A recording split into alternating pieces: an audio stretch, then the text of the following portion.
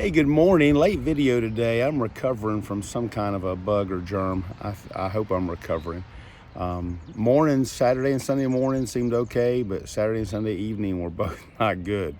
This morning, a little bit okay, so I hope that this afternoon turns things better. I've dropped some things off my calendar today, just hoping I can rest and get well.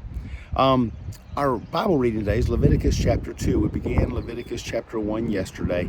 And while these verses are not texts that we've typically heard preached a lot, there is information in here that is valuable for us. And in a thorough Bible reading plan, we want to make sure we catch it all. So it may be less enjoyable to read through Leviticus than it was to read through Genesis, but at the end of the day, we will have it behind us and we'll glean some things from it.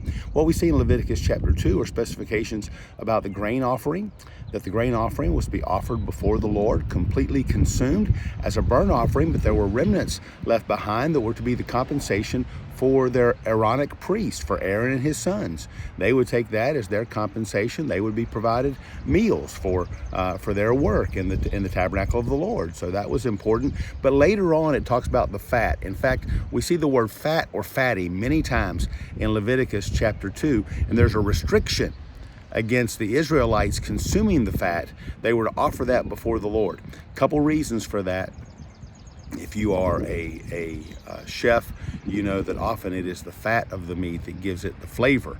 That's why people order a ribeye instead of maybe a sirloin or a filet mignon, because that marble, that fat, that gives it flavor. The Israelites were prevented. They were forbidden from eating fat because at the same time, fat can have parasites, those kinds of organisms that could cause serious digestive issues.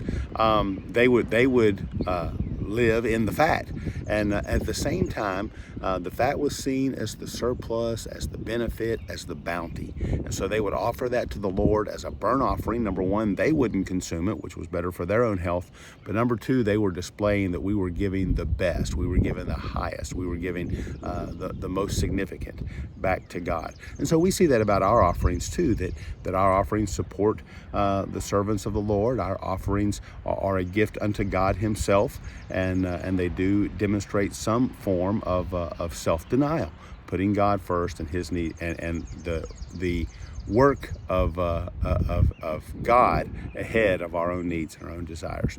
Hey, hope you have a great Monday. I appreciate the prayers on my behalf and the many acts of concern and encouragement, and I'll keep you posted, and thanks a lot, and hope you have a great Monday. God bless.